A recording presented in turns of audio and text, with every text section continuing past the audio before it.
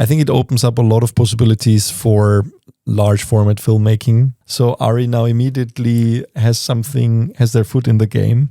And if somebody's looking for large format shooting in a small form factor for high-end production, ARRI is very often the first choice. And they're just making sure that it remains this way. What's new in filmmaking technology this week?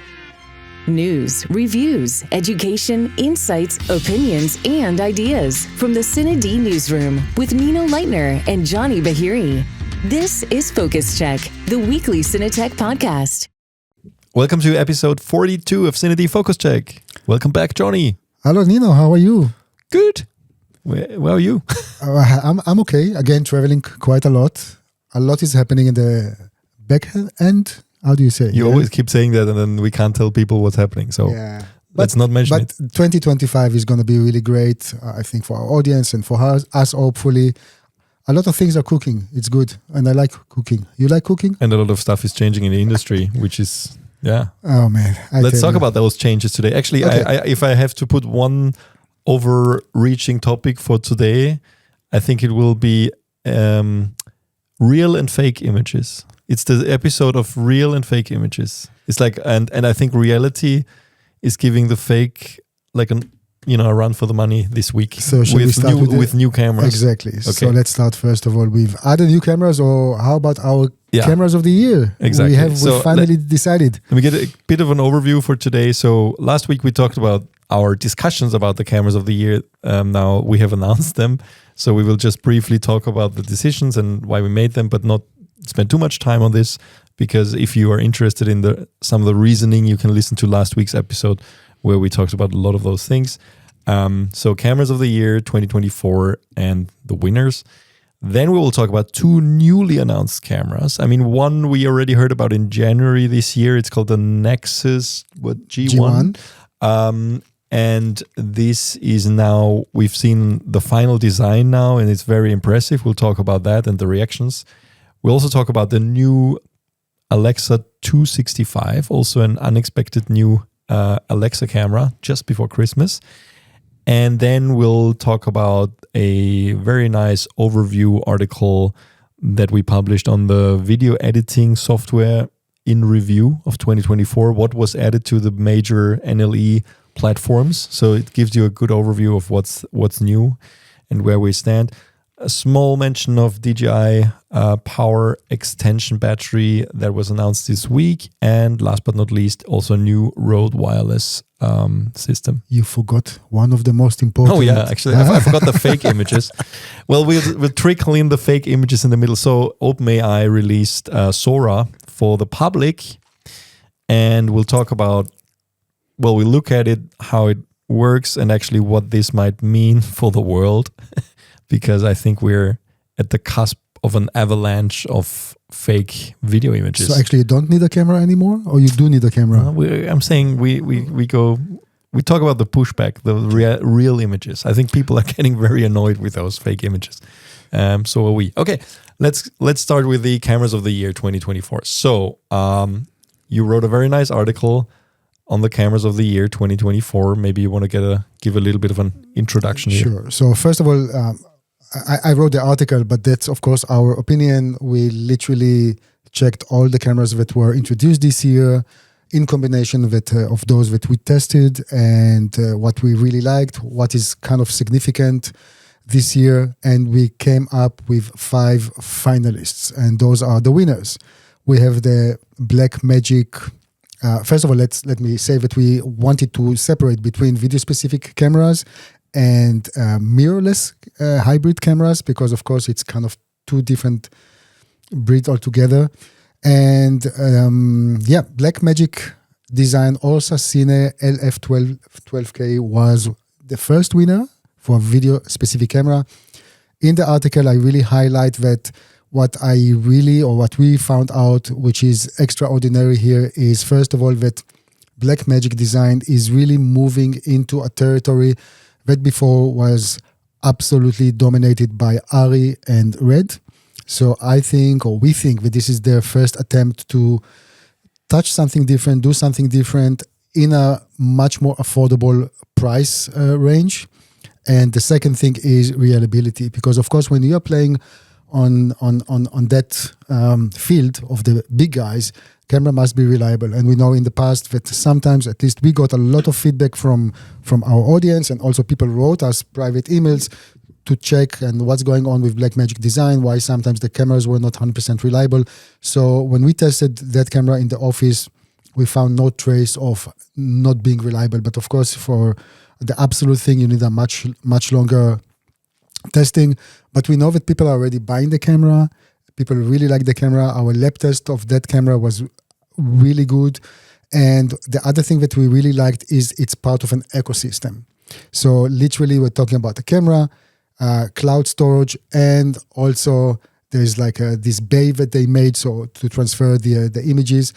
One of the obstacles, because we're talking about our ecosystem, is that specific bay that they're selling, the model that they're selling now. In order, you take the recording part of the camera, put it in, but for now there is only a model with 3 bays, and that's a big problem, because if you want to transfer images from the camera itself for editing, either you have to use USB-C, which is rather slow, or there's an Ethernet 10G Ethernet connector, but that's not very realistic for some scenarios. So you have to rely on this 3-bay. I talked to Blackmagic Design. They're fully aware that what is really needed is a single bay. And then a DIT in the field can easily transfer the material for editing or for backup or whatever, and the camera doesn't have to be kind of not working in this time. So Blackmagic Design did a really great job here. We are very, we want to see more. And hopefully, guys, if you already purchased the camera, show us some footage. That would be great. The second winner, it's actually Canon as a company with 2 great offerings. One is the C400, the EOS C400, and the other one is the EOS C80. And Nino, you were very much in favor of the EOS C400. Yeah, I think we had a lot of discussion around this. We're really much a little bit in disagreement here, but I think it's which camera deserves this more. But I think it's fair to say, I think it's a testament to Canon's ability to actually find different user needs with a similar technology, because we have also different shooting styles as shooters, and I think that's fair to say. You prefer to shoot as a one-man band, and I often shoot either with other people or in conjunction with like multicam shoots where more connectivity is needed. And I think that's exactly the 2 scenarios that those 2 cameras target perfectly. Because as you pointed out in the article for the C80, it's a great value for money. It's really great value for money. It's 2,500 cheaper. Yeah, it's $5,500 euros, and you get a camera that shoots 6K 30p full frame. RAW, full frame in the Canon Light RAW, which is amazing. You have a triple base ISO, you have built-in NDs, you have basically everything you need.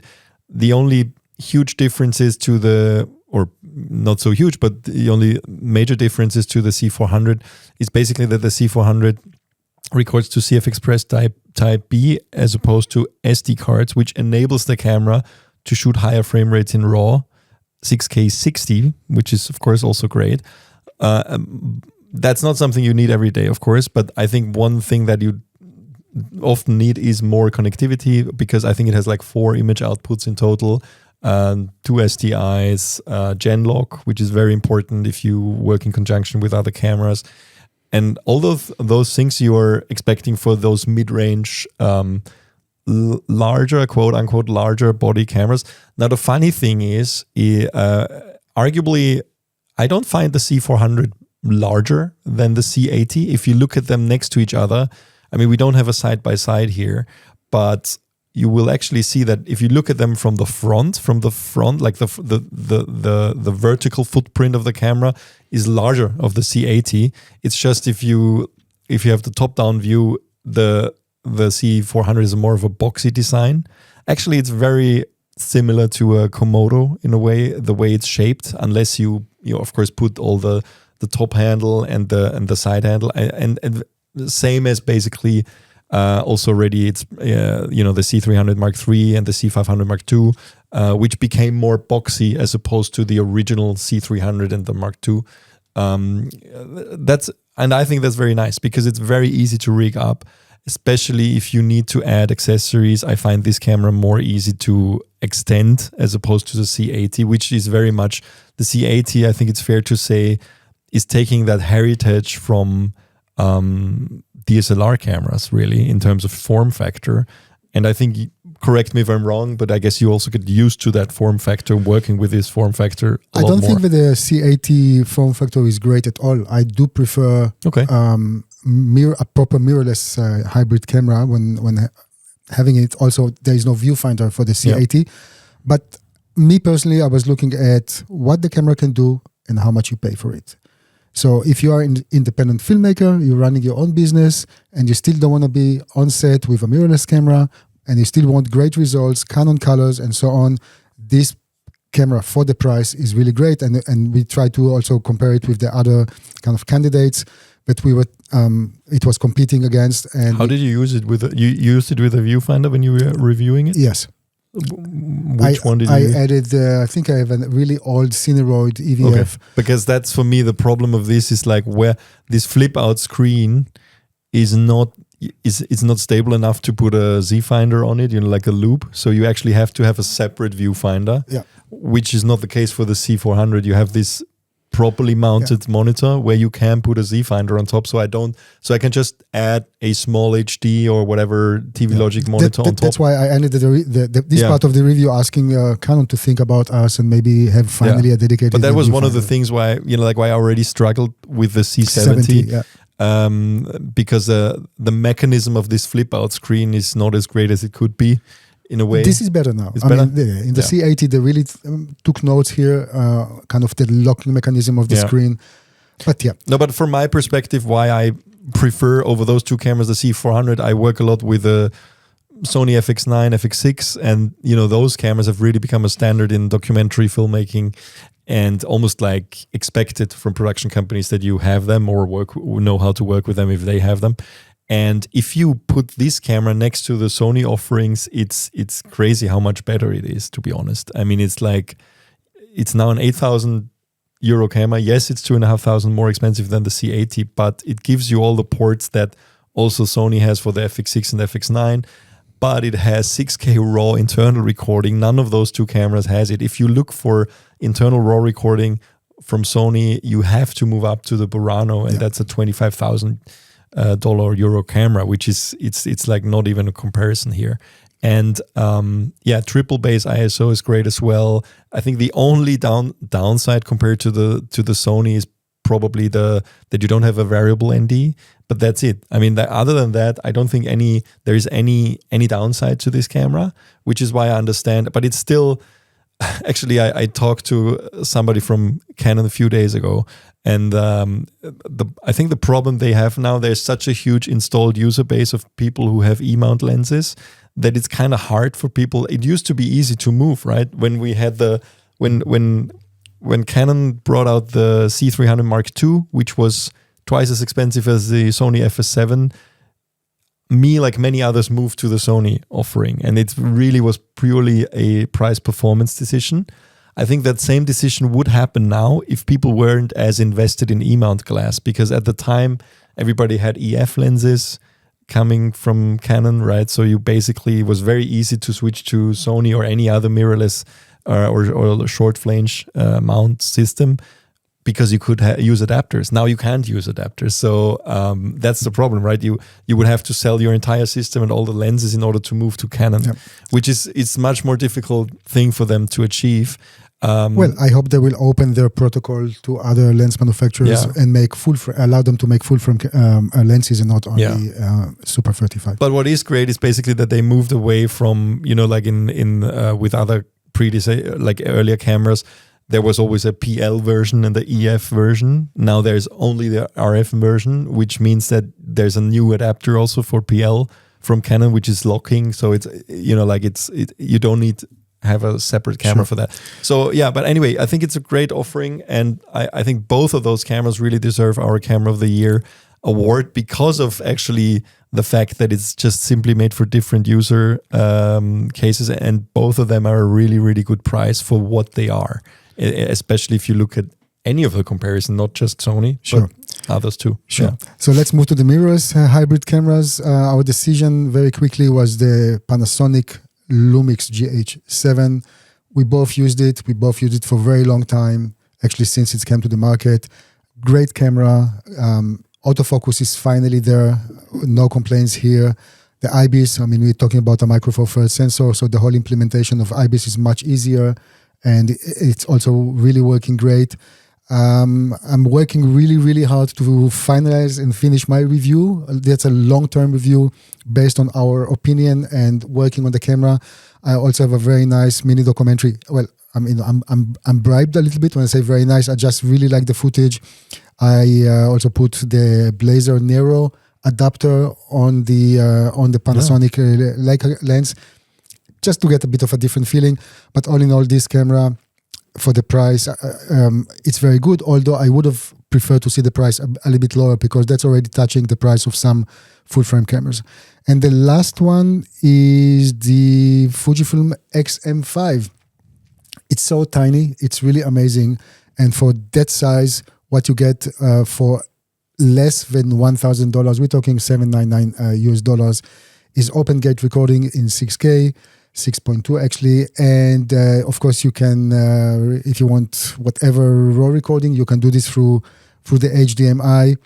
And for the money, what this camera gives, it's very nice. And it's simply a very nice small camera. It's almost like a perfect Christmas present for your wife.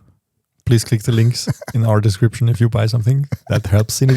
Yeah. No, but in all honesty, it's just a very nice camera, and for the price performance, it's really good. Cool. Yeah, so I mean, like we said last week, we are very spoiled in terms of like what cameras are on offer now. And I think, you know, like there's almost no bad cameras. We also mentioned two runners up. Yeah, I mean, there were few runners up. I mean, the Nikon Z6 III and the Sony A9 III for the global shutter. The Sony is for the global shutter, which of course, hopefully we will see this more and more implemented in future cameras. And the Nikon Z6 III, of course, if you like internal ProRes recording or the NRAW recording, for the money, I mean, let's say differently. Of course, the Z8 is a bit more capable, but it's more capable in the photo department. Yeah, for the video department, price for performance, the Nikon Z6 III is really good. We are aware that there's some issues with when you use a higher ISO with the camera. Hopefully, Nikon will address this, but still, we think it's a very good camera. We'll be back after this message from our sponsor. 1 Minute Tips by Fujifilm and CineD. One of the first things my cinematography professor, Bill McDonald, taught us in film school was the proper technique to clean lenses. Now, why would we need to spend class time to learn something that seems so easy? Well, it turns out there is a proper technique that'll help you take good care of your lenses and prolong their longevity. Let's start with the front element. Blow off any dust or large particles using a blower or compressed air. Then apply lens cleaner. This can be done by either misting it on from a distance or applying it to your lens wipe. Avoid spraying the element from a close distance, as moisture can be forced into the lens interior. Then, using a lens wipe, disposable, start from the center and in a smooth circular motion work your way to the outside. Repeat if necessary. Do not go from outside in, as that can drag scratchy particles that are lodged inside the edge ring. The back element usually isn't nearly as dirty, and most times just a dust blower will do. But feel free to apply this tactic to filters as well. 1 Minute Tips. Until next time. And now back to the show. All right, let's move on to new cameras actually. So what we saw this week was just recently we saw the announcement of the final design of the Nexus G1.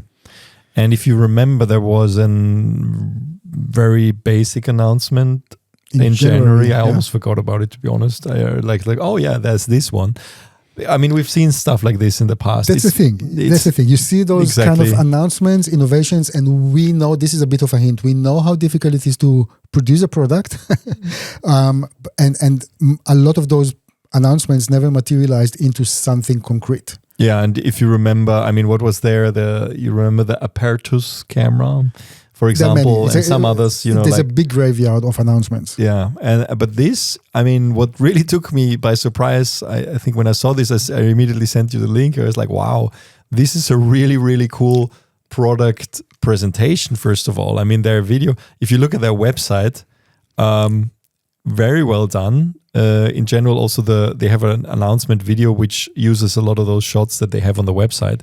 And the thing is, you watch the video and you're like, well, at the end you're like, wow, really good 3D animation and so on, but looks like a concept. But then in the very end, Exactly. they actually show the prototype. So, and it seems to be working.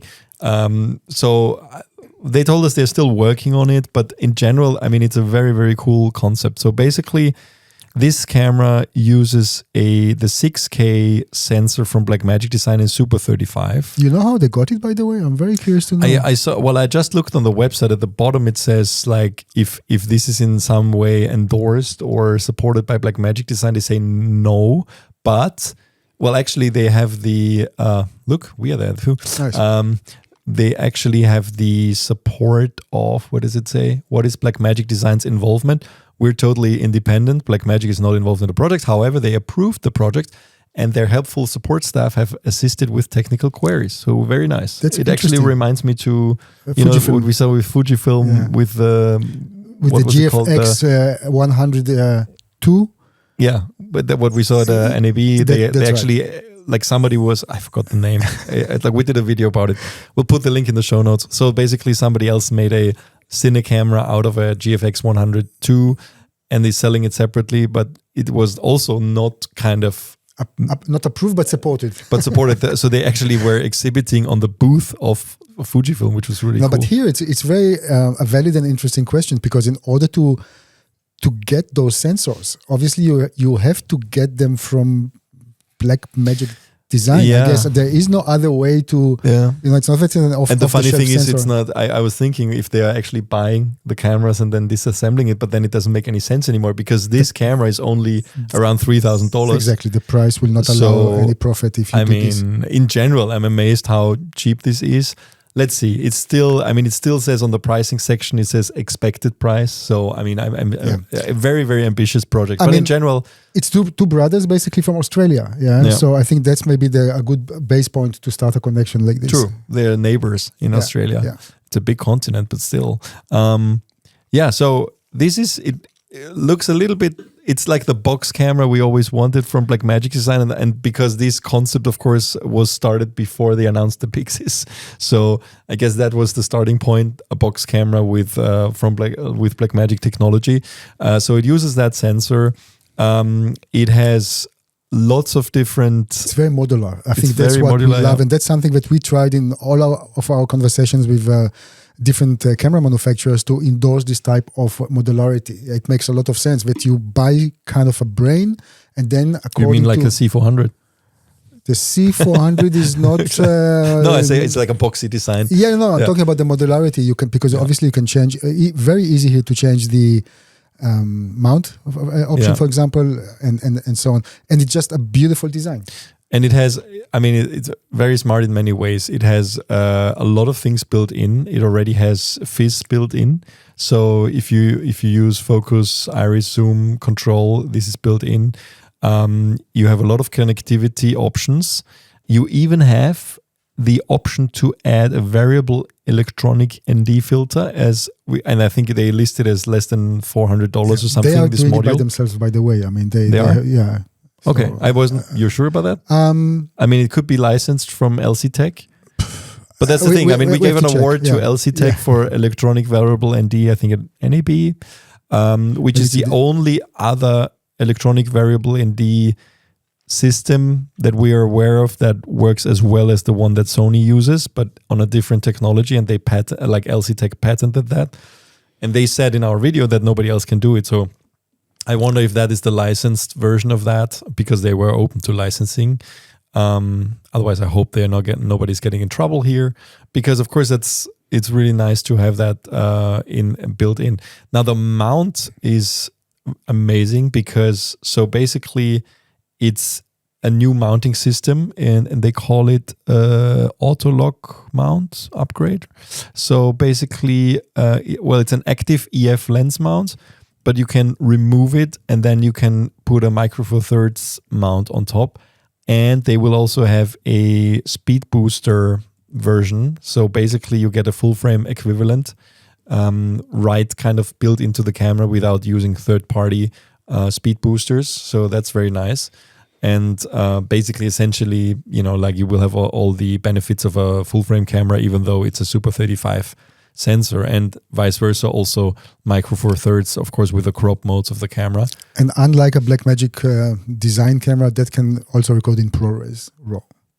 Oh, interesting. I didn't know that. Yeah, that's great. So it will have the Blackmagic RAW, which again, it's like, I don't think that we have seen any other camera but Blackmagic Designs cameras recording in Blackmagic RAW. So apparently when you look at the features list, it says recording in Blackmagic RAW at 6K up to 50 frames per second, or in 2.8K in up to 120 frames per second, or in Apple ProRes in up to 4K 60p. So I really hope the Nexus guys got their patent permissions and everything, because we are suspecting that the removal of ProRes from Blackmagic cameras was due to the red patent of internal RAW recording.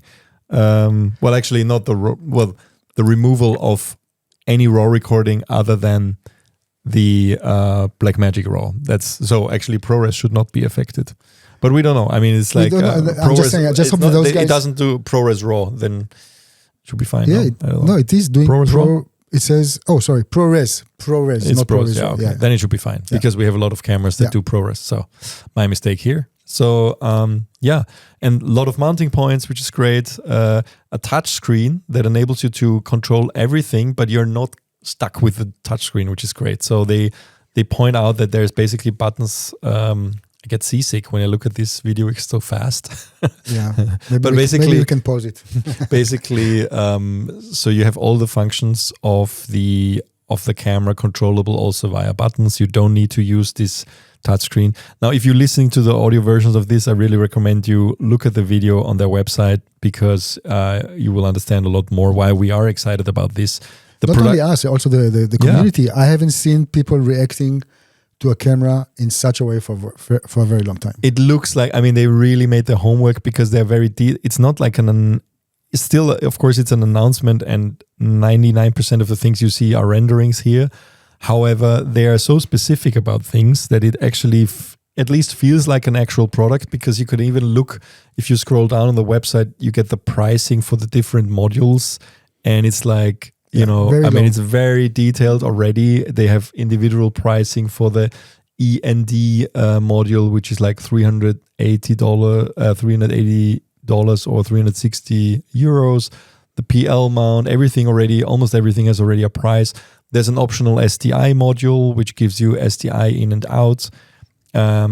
You are able to record on SD, I think. Yeah. And I guess you need that for the full quality. There's a CFast, and then there's that's right, and then the Max Drive. Max Drive, which is high capacity. The way I look at it, too good to be true. Yeah. So I'm very curious to see how the brothers who are behind this project will actually pull this out. I'm surprised about the pricing. Like, I think people would even be still excited about this if it was like 5,000. It's $3,000 around. So 3,000. I think what's the planned price? So basically, where is it? You just skipped it. You skipped it. Well, anyway, it's around. So if you you can sign up for their pre-notification list, and they call it a founder's price. That's even 2,900. And I think the retail price is like 3,300 or something. But it's still, here we go. It's $3,300 exactly. And you get a lot of things. You also get the monitor, this 5-inch monitor, which is in the Pixis. It's optional, right? If you buy a Pixis, you have. It's inexpensive. But it's also a single cable monitor, like with the Pixis Touch monitor, which has all the controls. It's very, like you said, it's probably too good to be true. I hope not. I hope it's actually No, we are happening. We would love to see this in the Yeah. market. That will give some of the big companies a real, challenge. Yeah. And I think also just from the rendering, some of the big companies in our industry can also learn how to make a simply beautiful product. And you can see, they worked with Tilta and I think Laura for the release video. I've been basically using their products and integrating them.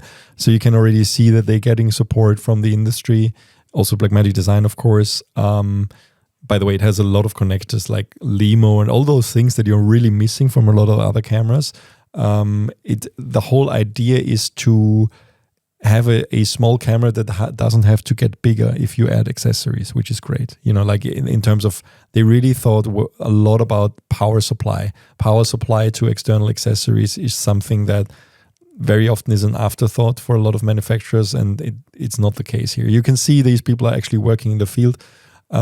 What also surprised me is they even put, like, you can put an NPF battery inside as a backup. It's like for 30 minutes, but then you like can do for hot swapping, Yeah. but also the power, like how long you get power if you use V mounts. They say Up to 8 hours. up to 11 hours if you use 155 watt hours. It's like 11 hours runtime. That's very surprising, especially for something that's based around the Blackmagic sensor, which we know uses a lot of power, like their system. So yeah, very interesting. I also don't understand why, like 50 watt hours, you get 3 hours runtime, but with like 3 times as much, you get 11 hours. So I don't know how the math works here. But anyway, it sounds... Maybe in Australia, they do the math differently. Is it like when you, And like... when you're down under, you maybe... Is it like when you pour water into the toilet, it goes the other way? It's similar.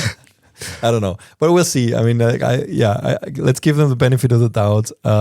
We are very excited about this, like the audience, and look forward to seeing more about the project. Maybe test more, talk more to the founders. Of course, hopefully we see them at some point in a trade show or whatever, and really can see more about this. So very, very exciting. And again, amazing product presentation in any way. This landing page is really great. I want to hire their designer.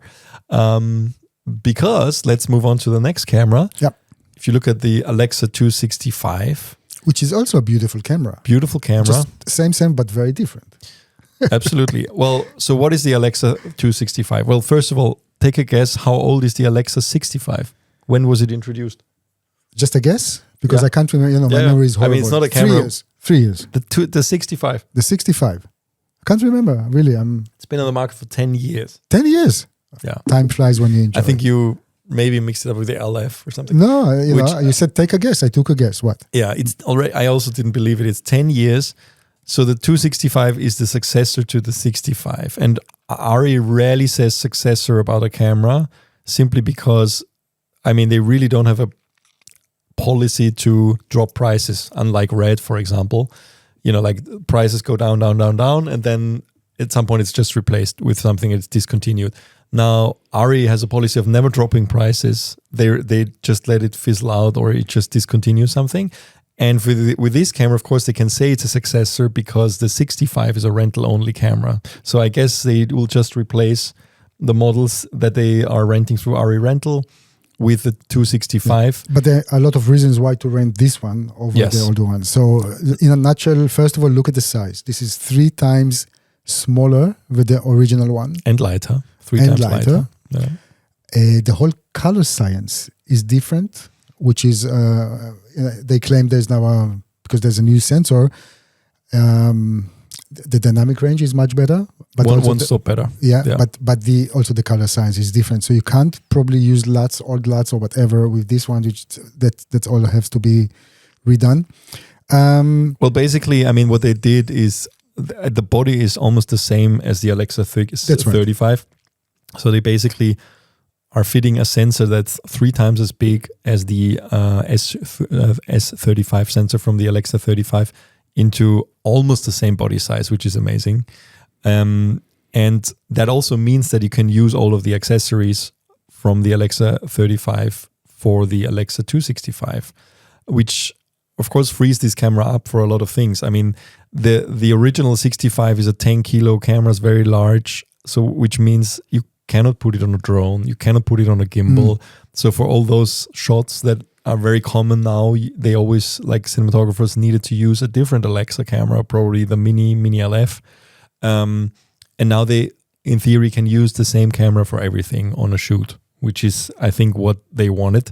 And I guess, I mean, you know, like we're really talking about high end here. Pulling focus on a 65mm sensor is insanely difficult.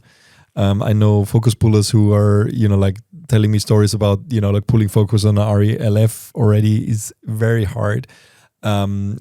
It's not getting easier with this. There is no, of course, autofocus functionality, unfortunately, still from Alexa, and not that, you know, like not that the target audience wants that, but we can see this happening with the Venice 2, for example, from in Sony. some working scenarios, I think it's legit to have autofocus, but or assisted focus. Yeah. So basically, but yeah, the color science, same as from the Alexa 35 as well. This reveal color engine, the Log C4. Yeah. And yeah, it's just tiny. I mean, I think it opens up a lot of possibilities for large format filmmaking. And why do you think this was released now? Well, first of all, maybe it was simply ready.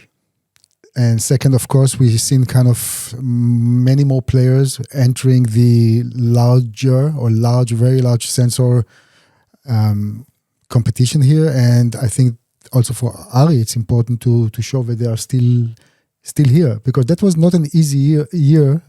The last 2 years, I think, for many companies, including ARRI. I mean, if you think that a lot of their items are rental only and there are no productions or less productions, of course, that means you also rent less. Yeah.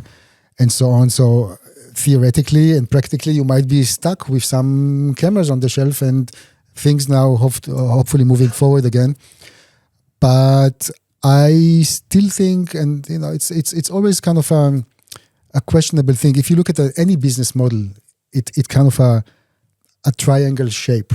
Yeah. So if they're always catering the higher end, hopefully somebody in the company will one day decide that they also have to cater the lower end, and the lower ends are us. And I would love to see an ARRI camera based on whatever we see here, just in a kind of not for rental, just for us to buy, no? Alexa Pocket? Alexa mini pocket. We'll see. I mean, yeah, we know that the times have. I think the Alexa 35. We know and we heard that how many people ordered this camera, and probably with those strikes that happened, I think it's something completely unexpected in the industry that I'm sure wasn't easy for companies like ARRI and many others in the industry, where suddenly there was probably less demand for this. So I think it's definitely.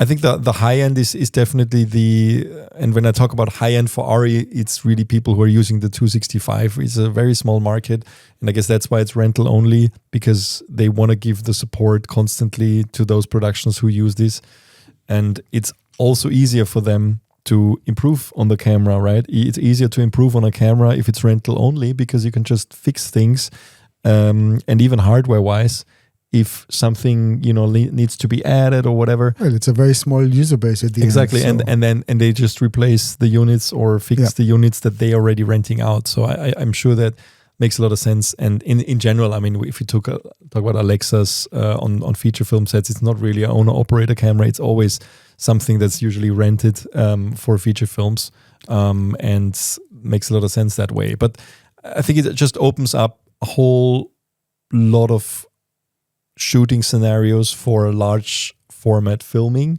which weren't there before because of the sheer size of the camera, of the Alexa 65. And I'm sure people are excited about it. And like you said, I think the even though the announced GFX Eterna is not in the market yet, and even though also the Ursa Cine 17K is not in the market yet, we know they're both coming next year.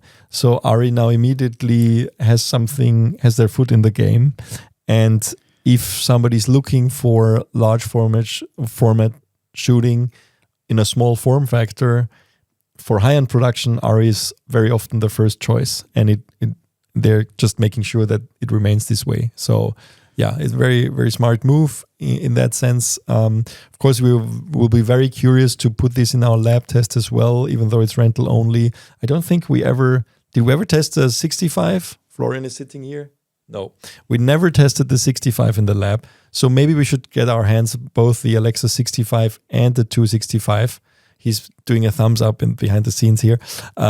So we can actually put that in our databases and also verify ARRI's claim that it's now one stop better. By the way, ARRI is probably the only company when they say something has 15 stops, like in this case, in our tests so far, it was always like that. So it's like we got the results. They're always quite conservative with their rankings, which is different from many other manufacturers. So I'm very confident that actually we will see these results in the lab test as well. So we'll definitely try and get our hands on this as soon as it's available and put it through its paces. And again, we talked about the landing pages before for the Nexus camera. I just compared to not that it's bad, but it's like, it's different. It's different. But you could, really, the Nexus guys have a better landing page than ARRI. So respect for that. It's like, yeah. But in general, I wanted to show one thing that we forgot to mention is this new, that's very unique to this camera. They have a filter cartridge system.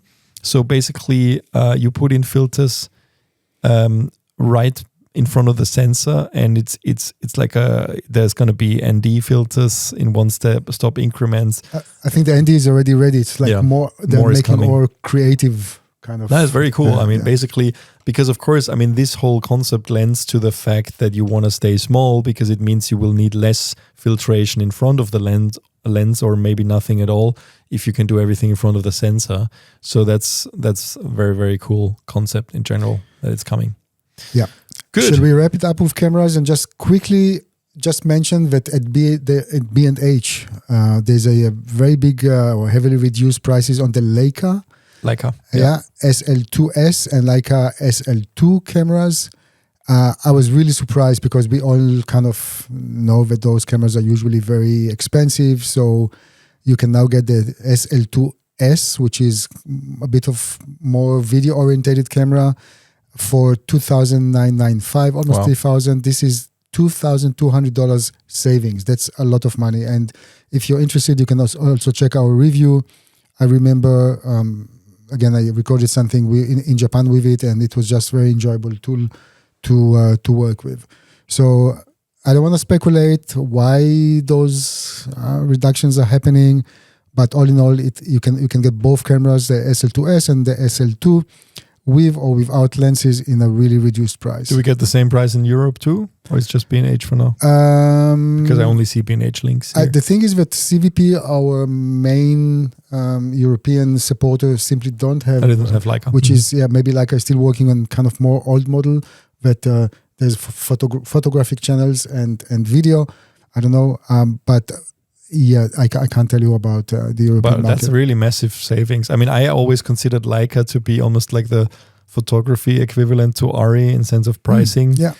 However, ARRI is never reducing anything by 40-50%. So. When I saw this, I was like, is that a mistake? Yeah, really, I really thought it's a mistake first. But when you, and that's not only a Black Friday, or it is there. Yeah, so I don't know for how long, but it was not labeled as a kind of special offer for a certain amount of time. All right. So we're done with the real images, the real beautiful cinema images for this week. So we have to talk about fake images a little bit.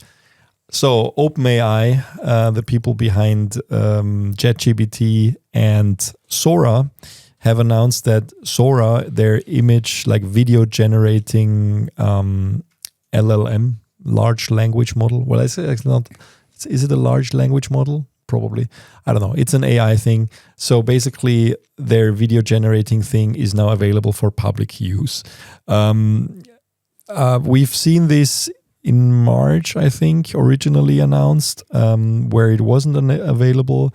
There were some closed alpha users playing around with it. The images generated are impressive. They look at first glance realistic.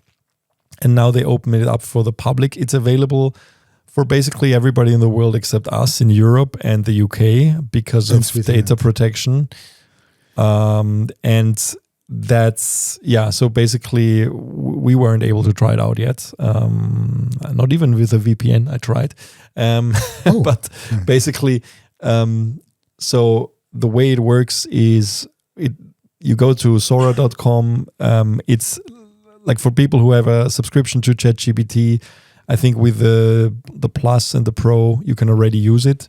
If you're outside of Europe, it's just a different resolution. I think the output in a different resolution, no, depending on the Plus and the Pro. It's a different resolution, but also like the amount of things you can generate with it, basically. So with a Pro, it's unlimited generations, but I think 500 of them are using the fast processing. Of course, I mean, this is incredibly power hungry and processing hungry. So now that a lot of people are using it, I think they even stopped new signups now. So only people who have an existing account are able to use it.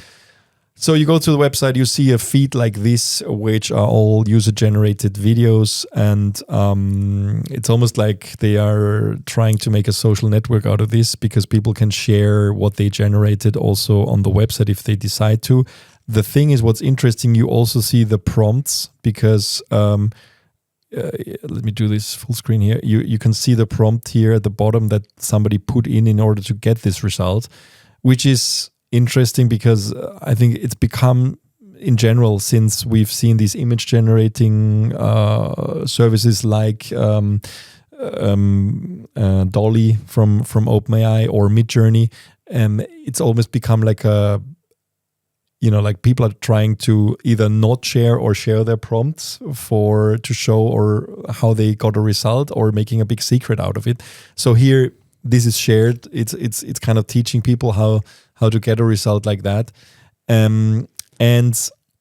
But the advance here, that you can actually have some type of consistency between shots. No, you can. That's a different technology editor. That's part of this. Yeah. So first of all, I mean, the basic version is similar to DALL-E in a sense that you are entering, you're putting some text and you get 4 results. You can decide actually how many results you get. You can decide on the resolution. So here at the bottom, you have a selection. You can choose the aspect ratio. You can either do 16:9 or 9:16 or also different aspect ratios. You can change the resolution. The highest resolution you can do right now is 1080p. You can define the length. I think it can be up to 20 seconds long, minimum, I think 5 seconds. And basically, you get, for example, 4 results. I mean, you can say you can want to have 4 results for that prompt, and then you can modify from that. So basically, you can also tell it to replace things in the background. You can say, replace the foreground. It's more flexible than, like earlier versions of still image generating technologies that I've seen. But the crazy thing here is they have a system called Storyboard. It's essentially an online video editor for generated videos. And what you do, you get a timeline which is up to 20 seconds long because that's the maximum length, I think, of a clip.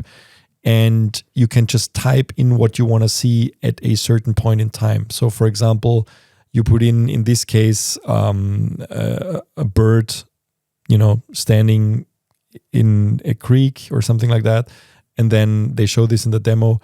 And then you have this timeline at the bottom. And at 5 seconds, you put a second sheet and then you put another text. And then you write what you want it to do after 5 seconds in the video. So in this case, it would just pull a fish out of the water, for example. That's what they put here. And then you can put more than that. And then basically it makes one clip. I think it's only one clip. I don't think it makes cuts, but I'm not sure. Maybe you can also... You can adjust later. Maybe you can tell it to make cuts and add a second clip. And then you will get a result of... Actually, it's generating here in the background. They're doing this in real time. So if you go to our website, link in the description below, there's the demo video from OpenAI where they demonstrate this in real time, also the generation of stuff. So it's so let me move on to here's the resulting video of that crane. I mean the bird, and you can see it's hesitating, and then and you get these typical. If you look closely, you still realize that it's fake, but you really need to look closely. You know how I know it's fake? It's overexposed. The funny thing is physics. I mean, there's a good review. I think we'll also put the link in the show notes. MKBHD, the tech reviewer, had 1 week with this before it was released and did a lot of testing, and he found that physics is off. Like in general, like the way you can spot. I mean, it looks almost photorealistic, many of those videos, but if you look closely, some stuff is off with the physics. So whether it's feet suddenly mixing up, if you see animals running, suddenly the feet are switching, suddenly the front leg becomes the back leg. In this case, with the bird, you see that actually when the peak, the bird's peak actually touches the water, the second the water splashes, it's kind of wrong. It's like not exactly there. How about the kind of fish it's fishing? Is that it's really eating this type of fish in reality? I don't know. And then there's another example. You can also, this is a still image. So there's a still image of a lighthouse on an island, which is, I think that's an actual photo, but I'm not sure. Maybe it might also be AI generated. And then the first thing it does, you load this in, it describes what it sees. It just gives you a detailed text description of what it sees. And I think based on this description, it can animate it. So, and for stuff that looks like a drone shot, it's very easy. This looks extremely convincing already. Like the movement of water, even fire looks very convincing already. I think it would be very hard to discern this from an actual shot. Unless you know the geography, of course. But if it's almost impossible to say that this is not real. Let me skip here to the. But the direction is very clear, huh? So even if you can still spot mistakes. Yeah, these are the 4 generated shots that it generated out of a still image. Like each one of those, and you can just. I mean, this looks like a drone shot, and you can see the water rippling there and all that kind of stuff. So. It's very convincing. There's other examples that they show of where you can actually say they have woolly mammoths here walking in a desert. That's a text prompt that they put, and then they're replacing the mammoths with robots, and it's like the same thing, just with robots walking and stuff like that. And again, if you look very closely, you might see the problems with the legs here. You see this, how the legs are doing weird things. Suddenly it's just switching up. But in general, I mean, this is imagine where this will be in a year from now, in 2 years from now, in 5 years from now. This is the worst this technology is ever going to be. It's never going to be any worse than this. So, it's only getting better from here, which is scary. Better for some, but really horrible for others. Yeah. Well, I think we discussed it so many times. Yeah. Some might see this as a horrible thing and end of the world. For others, it's where's the new opportunity here? Just try to be knowledgeable and find new opportunities. Learn to work with those tools, because we can't stop it. We simply can't. We are too. The horses already ran from the stable. Yeah, what I find what's interesting is that, I mean, we all are scared by this. There's a lot of pushback from our industry, the creative industry, against these tools, understandably, because it is scary. However, I feel in the last couple of weeks or months, there's even a pushback from the general public against AI-generated images. You see this? I see this on social media. If, there's channels that are just proliferating on completely generated images, and people are calling them out because very often they're not labeled as AI generated. And then, people are pissed in the comments. You just look at this and it's average. It's not filmmakers, photographers, which gives me a lot of hope, actually, that there is almost a public outcry against this. And I think we might not notice it, but all of us are kind of getting trained on these images now, in a sense that I think, again, this is getting better and more difficult to discern. But I think right now we all are kind of developing an eye for those things. You know what I mean? It's like it's almost like people are calling out more than they used to, and it's even though the images get better, people also get better at recognizing them. of course, we might already see a lot of stuff that we think is real, which isn't real anymore. So nobody's calling it out. So we don't really know. But I feel like in general, there's a really big pushback from the public against this stuff. And like you said, I think people need to need to familiarize themselves with it, even though they hate it, because you need to know about these things and you need to know what's possible. And also, I think the opportunities I see here are basically everything based on your own footage, right? Like if you are able to take a photo that you did and make it moving for whatever, as long as you're, like upfront about it, I think you should always communicate that this is AI generated in a way, which of course is not always easy. But whom are you going to communicate this? Because let's say that that's become a really commercial tool and you can work and profit, for example, yeah? So it's not enough to tell your friends or in the internet, hey guys, I created, AI generated the sequence from a photo that I took, because at the end, you will want to do this for your client. Yeah? Your client will say, hey, this is so much cheaper for me to produce. Please do it. And then what? Who will report? I mean, who will be responsible to tell the person who sits in front of the TV that this is AI generated? And is it important if in a kind of a harmless scenario like this? That's what the real problem I see is that people using these shots without knowing that they are AI generated if you buy them through a stock platform, because the stock platform won't know anymore. Because you can, like, there's going to be a lot of people now probably sitting at home and it's like, oh, I have all this, but they're getting a Sora Pro account, whatever, just generating thousands of those clips and editing them in a way that you are not removing the watermark, which you can do, and just uploading them to iStock Photo, Shutterstock, whatever, and claiming that those are real shots, not telling the platform that it is AI generated. For something like a drone shot like this, you're not able to tell. And the platform will not be able to tell. And then they are selling this, and then somebody buys it, uses it for their production, thinking that it's an actual shot. So even it's almost like, it's almost like buying stolen art. You know what I mean? It's like you can't even blame the people who bought it at the end if it was stolen beforehand. And this is the kind of world we're moving into, which is very scary. So I think almost like stock footage in a way is done. Because you will not, first of all, you will be able to generate a lot of this at home, let's say. And secondly, why would you buy something that there's a risk? But that's the thing. I think a lot of agencies, production companies are not aware of this risk yet. And I'm sure that, it will come. I mean, I don't even know, like about photos. This must be already the case over the last couple of years, but you simply cannot be sure anymore that whatever you're buying online in terms of stock footage, if it's real or not. I mean, here with Sora, we know that they're trying to protect somehow, although it's funny, I think. I mean, the watermark is not even it's there. Ridiculous. It's not they could put invisible watermarks if they wanted to. There was a discussion around this. They're not doing that. They put this little in the bottom right corner watermark, which you can either crop out or simply use other tools to remove.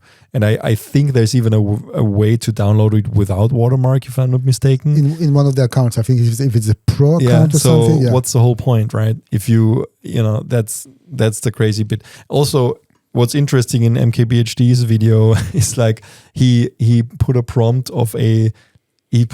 just make a video of a tech reviewer reviewing a phone.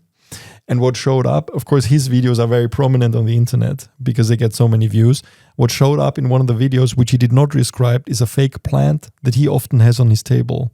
And it showed up in the generated video. And it looked like this IKEA fake plant. And it's like, where does it get this from? He didn't mention it, and you just know that those things were trained on everything that's available publicly in the internet. And they never really said that they didn't do that.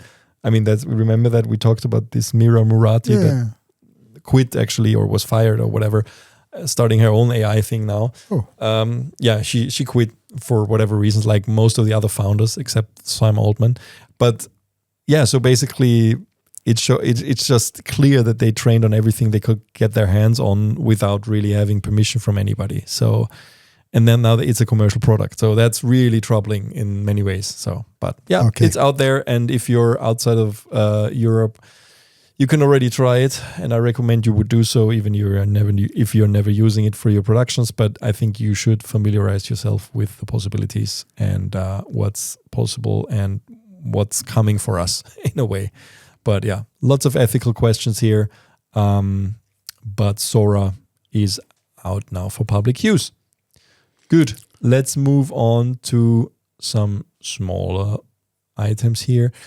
We published an article by our writer Dave on video editing year in review, software trends in the last year, which is very interesting. So he basically summarized.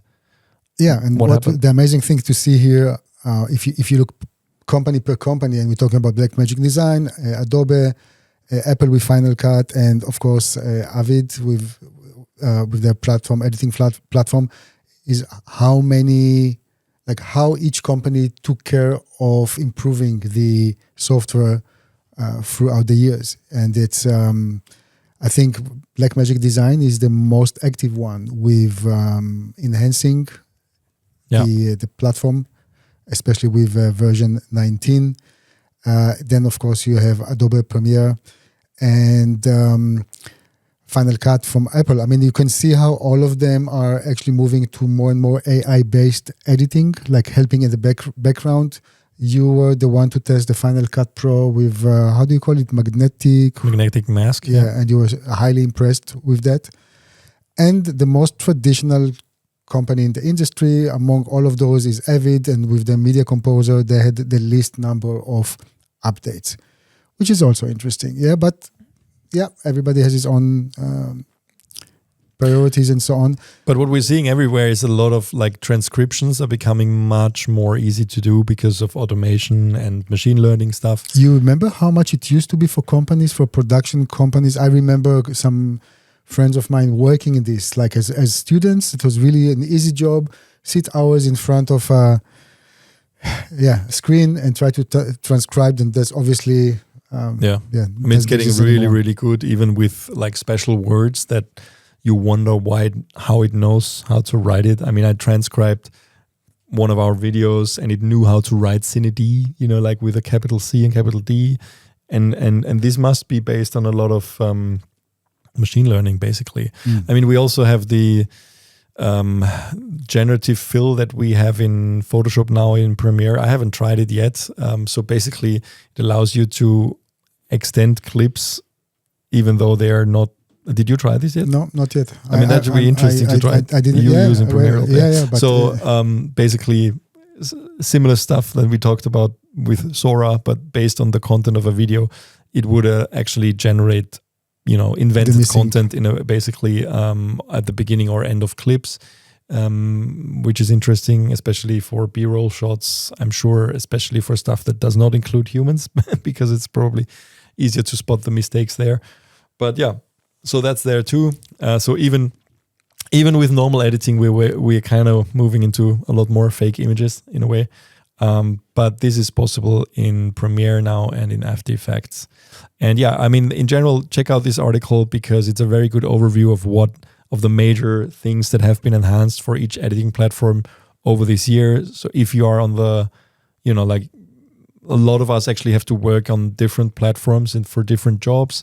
I think I open each one of the major 3 NLEs at least a few times a month for different purposes, and it's just good to know what's happened and where the enhancements were. Nino, I will be impressed only in one condition: when I can finally throw all my home videos that I took all over the years and never edited them, and press this AI-driven button say edit now, save my marriage, edit all the videos now. That's I had to promise this for Christmas for this year. You're crazy. I'm gonna be. You're crazy. I'm gonna spend a few nights doing this. But you never fulfill this. That will never happen. I tell you from experience. Let's talk you next week. Okay. I hope it's not on the expense of finishing some of the reviews that you have to do. Yeah. No, but yeah. I mean, you remember Magic iMovie? That function 20 years ago from Apple, they had this. Had this. Yeah, they had this. It was really bad, but it was there. Oh, okay. Well, it was really bad. The word AI didn't exist at the time, but magic. The word magic. Yeah. Okay. So two more smaller news items. DJI released a power expansion battery for the DJI Power 1000. Now, what is the Power 1000? That is a huge brick battery that gives you 1024 watt hours of power. And you can, charge your drones, charge your cameras. Even it has a normal DC out, so you can just plug in normal. You can, use your laptop or whatever, hairdryer even.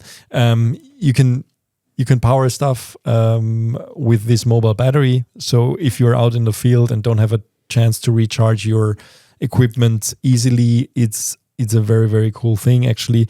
And the DJI solution, the Power 1000, is actually quite affordable at $700, as opposed to, there are some. We recently used this on this car shoot that I keep talking about, because we had to power all the cameras.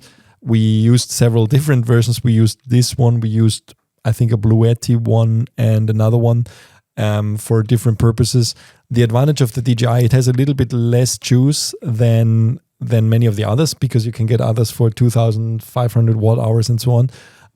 But the DJI is much lighter. It's very light, actually, for what it is. And it's very fast to charge. I think you can charge it 95% in 40 minutes or something like this. Maybe they're using light cells. Maybe they're using light cells, something to keep it really lightweight. It's a bad joke. Never mind. Sorry, guys. Okay. And you can also charge it, of course, using solar panels with adapters. I think that's one point of criticism of this system, is that you need to use DJI-specific adapters in order to attach the solar panels, which, of course, makes you a bit more dependent on, those adapters not breaking and stuff. But in general, it's a very flexible solution. But of course, one of the points of criticism is that it's only 1,000 watt hours. There was also a 500 watt hours version, but nothing bigger. So now they released an extension unit, which means that you can just connect it to this one and add another 2,000 something watt hours, which in total means you have like 3,000 watt hours for this. And you can use it as one unit, basically, which is great. And it's not as expensive, because it doesn't have all the ports of the mothership in a way, but it enables you to combine, I think, up to, I don't know how many. You can get up to 11,000 watt hours. So I think 5 of them or something. So if you need to, you can power your whole home with this for a couple of days, I guess. But that's, of course, in the field makes a lot of sense. What's really cool is that there's optimized charging for a lot of DJI specific products. So not sure what that means actually, but I guess it's just talking to the intelligent batteries from the drones and so on, and making sure that it's charging them effectively and quickly. Yeah, cool product. I think it's out now, and in general, I think it's something that will will become more common in the field to take with you, because this is something that can live in the trunk of your car, and you could even actually charge. We were thinking about this because we were shooting in an electric car. And sometimes, of course, the electric car also needed to be charged. So we didn't actually need to do that, but we would have been able to charge the electric car a little bit from those batteries as well on the go. So like an added battery. Nice. Of course, you wouldn't go far with it, but just this extra few miles that you need for the next charging point. Why not? Good, and moving on to the last piece of news for this week that we're going to cover. RØDE released Generation 3 of the Wireless Go microphone system. Wow, that looks like a rainbow. What is this now? Yeah, They're coming up with new colors? It's, I would say, a consumer release in a way, because what's funny about this is that it's basically getting most of the features from the Wireless Pro, which is 32-bit recording and other bits and pieces. The only thing that's really missing is, I think, time code. You don't have time code with this, but you get it in a lot of different colors. I love the colors, but why there is no version with no logo? Yeah, I don't know. That's a standard comment. It's like we've been talking about this before. We've seen new releases also for smartphones from RØDE as well, and from DJI and other companies. And all of them have a logo of the company in front. That's when the gaffer tape becomes your best friend. Yeah, I think it's funny that there's this new generation of creators that are even holding, you see this? They're holding lav mics and talking to lav mics like this. This I haven't tried. That looks... I see this on Instagram and TikTok all the time. It's like, why would you... Do you remember the times when we were still trying to hide those? Now they are kind of like... I mean, that's what those... I have one. I hidden it so well I can't find it. Okay, never mind. It's still... Well, you forgot it on the talent. Yeah. So I don't know. The different colors, I think RØDE says it can match with the clothing that people are using. Is like, okay, what are you supposed to buy all of them depending on the clothing they're using? How about there's no chameleon? There's no chameleon version? There's like 3 different hues of blue. Yeah. Anyway. It's crazy.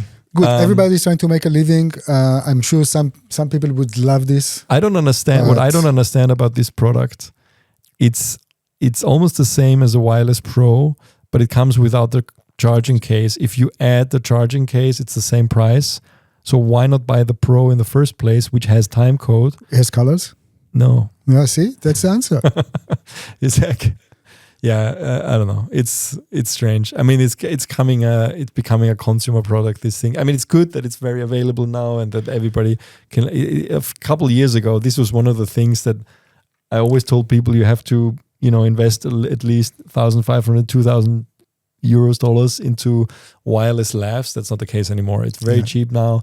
The microphone is supposed to be better now. I think that's the only thing. The microphone the built-in microphone is supposedly a little bit better than it is on the Pro. However, I do not recommend actually using this as the microphone. I would always use a lav mic, and it does have, so you can actually hide it, and it does have a locking connector now, finally also. Yeah. Hey, it's a happy product.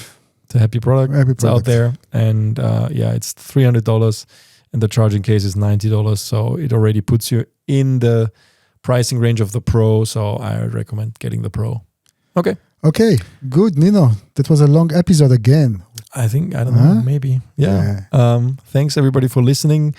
Don't forget to give us a rating on Apple Podcasts, Spotify, wherever you listen to this podcast. Give us feedback to podcast@cined.com if you have any questions, and hear you next week. Bye. Bye.